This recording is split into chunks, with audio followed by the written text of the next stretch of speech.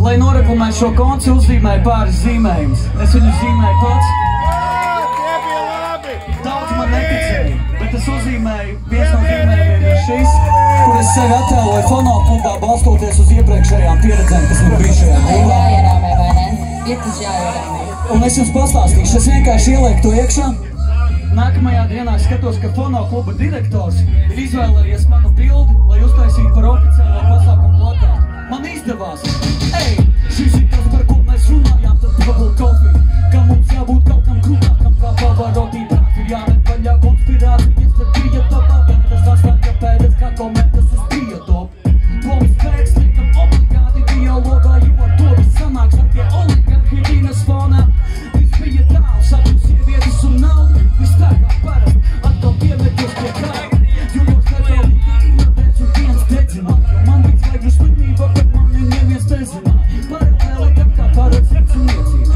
Jo tad kāja ārā sešiem paprasīju piecīgi. Sanāca tiki alu un mazā cīgu paška. Gaidu pirmotro vai pusu vai kā paradzītas līdu tačkā.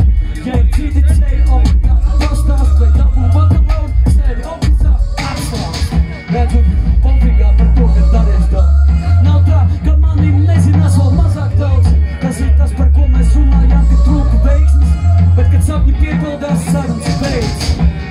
Un atcaucoties uz to stāstu, vienmēr ticiet sev. Ja jūs gribat kaut ko uzzīmēt, zīmējiet to, fonoklubs noteikti to pamanīs. Un tagad dziedam visi kopā!